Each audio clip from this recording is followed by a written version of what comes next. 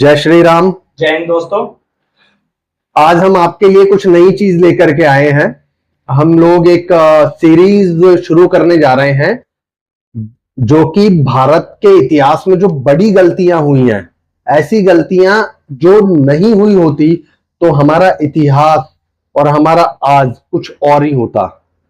तो इसी श्रृंखला में कुछ एक गलतियां हम बताएं, जैसे कि पृथ्वीराज चौहान का मोहम्मद गोरी को छोड़ देना, राणा सांगा का बाबर की आर्मी को छोड़ देना, वास्को डिगामा को इंडिया में आने देना और ईस्ट इंडिया कंपनी को ट्रेड परमिशन दे देना जहांगीर के थ्रू।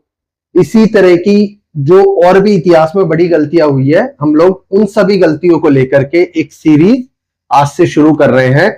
और इस सीरीज का पहला पार्ट या पहला वीडियो जो आएगा वो आएगा राजा पृथ्वीराज चौहान और मोहम्मद गोरी के बीच जो युद्ध लड़ा गया था तराइन में, लड़ा गया था 1191 और 1192 में। सॉरी, दूसरा लड़ा गया था तराइन का 1192 में।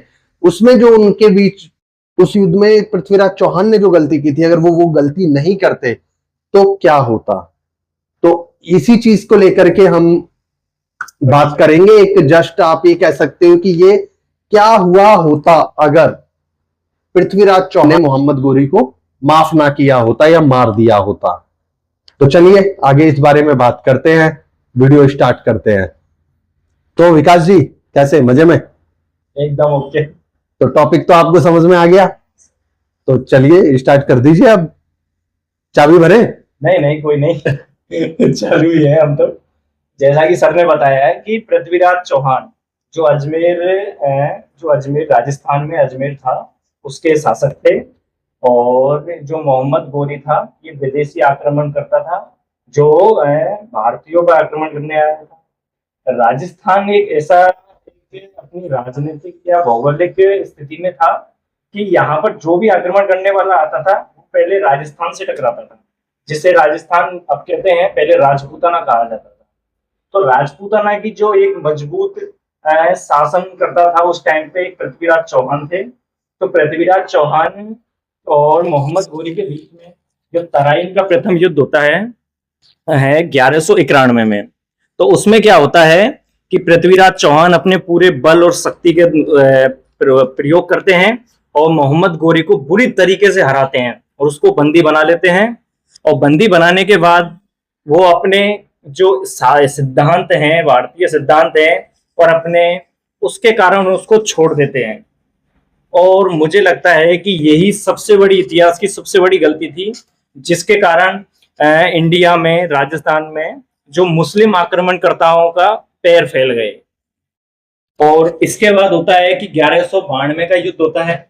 1192 के युद्ध जो तराइन का द्वितीय युद्ध होता है, इसमें जो मोहम्मद गोरी होता है वो अपनी मजबूत सेना लेके आता है, और इधर जीत की खुशी और हंसी विलासता के कारण पृथ्वीराज चौहान उसके बारे में कोई सोचते नहीं है, कि उनको अंदाजा ही नहीं था कि बाद में मोहम्मद गोरी भी आ सकता है। तो इसीलिए वो अपनी युद्ध की तैयारियां नहीं कर पाते हैं ठीक से, और इस कारण पृथ्वीराज चौहान इस युद्ध को हार जाते हैं। कहा तो ये भी जाता है कि पृथ्वीराज चौहान और मोहम्मद गोरी के बीच में करीबन 16 बार 17 बार युद्ध हुआ था। लेकिन ये चीज ऐसी है कि इसमें अपन कुछ नहीं कह सकते, सिर्फ नहीं है। हाँ, प्रमाणिक तौर पर 2 ही युद्धों को माना जाता है। जो 1191 में पहला युद्ध हुआ था, पहला युद्ध, और 1192 में दूसरा युद्ध हुआ था। तो मैं ये कहना चाहता हूँ सर, क्या अगर होता कि तराइन के द्वितीय युद्ध से पहले जो प्रथम युद्ध हुआ था उसमें पृथ्वीराज चौहान मोहम्मद गोरी को मार देते, तो उसके क्या फर्क पड़ते हैं, क्या परिणाम होते हैं उसके? मेरा ये मानना है कि दूसरे ही नहीं, पहले ही युद्ध में अगर पृथ्वीराज चौहान मोहम्मद गोरी को मार देते, तो क्योंकि वो जो मोमेंट था वो इंडियन हिस्ट्री के लिए एक बहुत ही गेम चेंजिंग मोमेंट था। अगर उस वक्त पृथ्वीराज चौहान मोहम्मद गोरी को खत्म कर देते, तो ये जो इस्लामिक इन्वेडर उस टाइम पे इंडिया पे अटैक करते थे, उनको ये पता लग जाता कि वहां पे कोई इतना पावरफुल हिंदू राजा है जो कि उनको फेस कर सकता है, उनको अच्छी टक्कर दे सकता है। जिससे होता ये कि ये जितने भी इन्वेडर इस घटनाक्रम के बाद इंडिया में आए, वो या तो आते ही नहीं, और अगर आते तो उनको वहां एक ऐसा पर्सन मिलता उनको फेस करने के लिए जो उनको हर तरीके से हराने में सक्षम होता। पहला तो ये। दूसरा, उस वक्त की जो ग्लोबल सिनेरियो था उस वक्त का, तो दुनिया को भी ये पता लगता कि इंडिया जो है वो एक बहुत ही पावरफुल हाथों में है। क्योंकि अगर आप लोगों को पता हो तो विकास जी, आपको याद हो तो इतिहास अगर आप देखोगे तो उस समय में ऐसा माना जाता था कि जो भी राजा दिल्ली पे राज करता है वो पूरे भारत पर उसका राज होता था। चाहे कोई उसको माने या ना माने, स्ट्रेटेजिकली, टेक्निकली, या फिर आप कहो कि ये इस तरह की कोई रीति रिवाज टाइप कुछ था कि जो भी राजा दिल्ली के गद्दी पे बैठ गया, पूरा देश उसके अधीन हो जाता था। सभी दूसरे राजाओं को दिल्ली के राजा की बात मानना अनिवार्य होता था। तो जब पृथ्वीराज चौहान गौरी को मार देते और दिल्ली की गद्दी पे बैठते, तो जो राजपूत राजा हैं दूसरे, वो उनके नेतृत्व में, उनकी लीडरशिप में एकदम उनके साथ खड़े होते। उससे ये होता कि जो दूसरे इन्वेडर थे वो अटैक करने के बारे में सोचते नहीं। फिर इससे सांस्कृतिक इफेक्ट भी आता। राजपूत शक्ति सर एक मतलब राजपूत शक्ति का संरक्षण होता। राजपूत शक्ति एक पूरे भारतवर्ष में एक कड़ी शक्ति के रूप में उभर कर आती। बिल्कुल सर। जो अपन कहते हैं कि जो राजपूताना तक ही सीमित थी, राजपूत जो पूरे भारत में फैलते, और जो ये मुस्लिम आक्रांता आए थे इनको आने का मौका भी नहीं मिलता, ऐसा भी होता सर। इसके कई इफेक्ट होते, जैसे कि आप देखोगे राजपूतों की ताकत प्रबल होती। सांस्कृतिक इफेक्ट होते, सनातन धर्म का प्रचार, क्योंकि उस वक्त कोई फॉरेनर होता नहीं, तो हिंदू धर्म और तेजी से विकसित होता। क्योंकि अगर आप देखो पृथ्वीराज चौहान का जीवन काल छोटा ही है, लेकिन अगर आप उनकी कलाकृति और इस सब पे देखोगे तो वो बहुत ही उन्नत रही थी उस टाइम पे। फिर तीसरा, अगर आपको याद हो तो गुलाम वंश ने जो दिल्ली सल्तनत की स्थापना की थी इस घटनाक्रम के बाद, जो कि शायद मोहम्मद गौरी के थ्रू छोड़े गए थे, उसी के वो दास थे। उन्हीं लोग, क्योंकि गौरी जब यहाँ से जीत गया था तब वो तो चला गया था, और वो अपने सेनापति थे जो कुतुबुद्दीन ऐबक था, कवाचा था, और भी थे उसके चार, करीबन चार को कहते हैं कि चारों को वो सौंप के गया था। सिंध के इलाका किसी और को, और जो दिल्ली वाला और ये था ये ऐबक को सौंप के गया था। तो उन्होंने ही दिल्ली सल्तनत की स्थापना की थी। और दिल्ली सल्तनत, अगर ये घटनाक्रम नहीं हुआ होता, अगर पृथ्वीराज चौहान जीते होते, तो दिल्ली सल्तनत कभी बनता ही नहीं।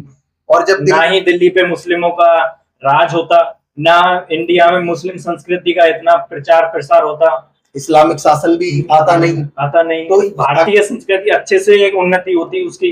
व्यापार और आर्थिक तौर पे देखते तो एक स्टेबल राजा रहता, स्टेबल सरकार, आज के दृष्टिकोण से देखे तो एक स्टेबल लॉन्ग टर्म सरकार होती, जिससे व्यापार में भी वृद्धि होती और कला संस्कृति पैसे की इनकम भी अच्छी आती उस दौरान। तो इस तरह के कई सारे इफेक्ट होते। अगर हम इसको अगर और भी एक्सटेंड करते चले तो काफी पॉसिबिलिटी है कि अंग्रेजों के काल को भी हम ले आ सकते हैं। हालांकि इसमें 400 से 500 साल का डिफरेंस है, लेकिन क्योंकि कुछ चीजें यहाँ फैक्ट पे है, कुछ चीजें इमेजिनेशन पे है। होता है एक दूसरी घटना से जुड़ा हुआ होता है, वो एक घटना दूसरी घटना को जरूर प्रभावित करती है। तो पृथ्वीराज चौहान के जो डिसेंडेंट होते, जो वंशज होते, वो भी उन्हीं की तरह प्रतिक्रियाएं करते, फॉरेन इन्वेडर्स को रोकते। तो उस दौरान हमारा मानना है कि अगर पृथ्वीराज चौहान जीतते तो काफी हद तक चांस होते कि उनके डिसेंडेंट्स डच और अंग्रेजों को इंडिया में आने ही नहीं देते। वो उनको परमिशन ही नहीं देते इंडिया में व्यापार करने की, तो अंग्रेज भी आते नहीं। तो अब आप और इस सिनारियो को देखते हैं तो विकास जी, क्या निष्कर्ष आपके हिसाब से आप निकाल सकते हो ये पूरा घटनाक्रम से? जिससे निष्कर्ष ये निकलता है कि कोई भी राजनीतिक गलती होती है ये अपन सोचते हैं कि ये छोटे से अभी इसी पीरियड के लिए देख रहे हैं अपन, लेकिन वो लॉन्ग टर्म के लिए बहुत सी चीजें लेके आती है जो मतलब उसके प्रभाव दूरगामी होते हैं। अगर मैं मानता हूं कि अगर उस टाइम पे मोहम्मद गौरी को पृथ्वीराज चौहान के द्वारा मार दिया जाता तो उससे बहुत सारे ऐसी चीजें होती कि भारतीय संस्कृति जो अब मिली जुली संस्कृति है वो उस टाइम पे एक हिंदू संस्कृति होती। हिंदू संस्कृति से तो मतलब है कि जो हिंदुओं का जो हिंदू धर्म है आज इंडिया तक ही सीमित रह गया है, वो पूरे विश्व में फैलता। यहाँ के जो लोग और राजा होते वो और अच्छे हिंदू धर्म को बढ़ाने के लिए कोशिश करते। पर इसका एक एडवांटेज ये भी है कि जो भारत में इस टाइम पे मिली जुली संस्कृति दिखती है, यहाँ पर विभिन्न विभिन्न प्रकार के धर्म मिलते हैं, बहुत सी कला संस्कृति स्थापत्य कला में हमें विभिन्नताएं मिलती हैं, वो उस टाइम पे नहीं मिलती। तो इसके कुछ अच्छे परिणाम भी हुए पर बुरे भी हुए। लेकिन अगर ये ऐसा होता कि मोहम्मद गौरी को फर्स्ट युद्ध में ही मार दिया होता तो उससे बहुत ज्यादा ये होता कि उसके लाभ ज्यादा होते जो उसके हानि हुई है। आप जिसको डिसएडवांटेज बता रहे हो ना सर, जब आप किसी एक चीज की फैशन को फॉलो करते आ रहे हो या मतलब एक ट्रेंड को फॉलो करते आ रहे हो तो आपको दूसरे के बारे में सोचना ही नहीं पड़ता।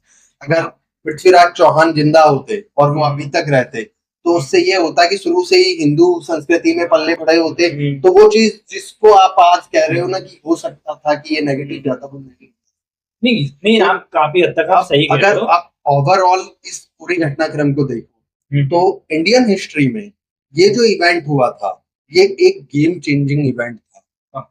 अगर ये इवेंट नहीं होता या तो मोहम्मद गौरी को पहले ही युद्ध में तराइन के में 1191 में ही अगर पृथ्वीराज चौहान पराजित तो कर ही चुके थे, उसको मारना ही बाकी था, प्राणदान देने की जगह उसको मार ही देते, या फिर छोड़ने के बाद भी मोहम्मद गौरी भी हिंदू राजाओं की तरह जो वो क्या था इनके यार वो अपने सिद्धांतवादी थे ये लोग, ये सबसे बड़ी बेवकूफी मानता हूं मैं हिंदू राजाओं की, ये लोग सिद्धांतवादी थे। अगर मोहम्मद गौरी भी उससे प्रेरित होकर के एक सिद्धांत फॉलो करता और वो दोबारा कभी इंडिया पे अटैक नहीं करता तो भी सिनेरियो दूसरा ही होता। जबकि मुस्लिम आक्रामण होते थे, ये क्या करते थे, इंडियन तो ये थे कि सूर्योदय के बाद भाई तलवार नहीं उठाएंगे, निहत्थे पे तलवार नहीं उठाते थे। लेकिन जो ये थे मुस्लिम होते थे, ये तो ऐसा करते थे कि सोते हुए व्यक्तियों पर आक्रमण कर दिया करते थे। ऐसा ही होता था। और जो काफी हद तक ये बताया जाता है जो तराइन का द्वितीय युद्ध था इसमें ऐसा ही हुआ था कि पृथ्वीराज चौहान की सोती हुई सेना पर आक्रमण किया गया था, जिसके कारण उसका प्रतिरोध ठीक से कर नहीं पाया पृथ्वीराज चौहान और वो सेकंड युद्ध में हार गया। इसका कारण ये भी है थोड़ा, तो ये हम आप लोगों के ऊपर छोड़ते हैं क्योंकि ये जो इतिहास का टॉपिक है ये तो रियल घटना से प्रेरित है और फैक्ट भी रियल है, लेकिन इसमें हमने कुछ हमारी काल्पनिकता या इमेजिनेशन को ऐड करके एक विचार रखा है कि क्या हुआ होता अगर पृथ्वीराज चौहान मोहम्मद गौरी को मार देते। हमारे हिसाब से जो हमें सही लगा इमेजिनेशन वो हमने आप लोगों से शेयर किया। बाकी सारी चीजें जो हैं आप स्वतंत्र हो सोचने के लिए, आप कमेंट करके बताइए कि और क्या क्या हो सकता था। तो वीडियो अगर आपको पसंद आया तो लाइक करें, शेयर करें और सब्सक्राइब करें और वो बेल आइकॉन क्या बोलते हैं उसको, घंटा को बजा करके जाइएगा, जिससे क्या है क्योंकि ये जो नई सीरीज है इसके अपडेट आपको मिलता रहे। और एक और अपडेट हम देना चाहेंगे, हमारे आने वाले ये वीडियो और आने वाले वीडियो सभी सुबह के 7 बजे और शाम को 7 बजे ही अपलोड किए जाएंगे। तो आप ट्यून रहें, स्टे ट्यून। जय श्री राम, जय हिंद, जय भारत।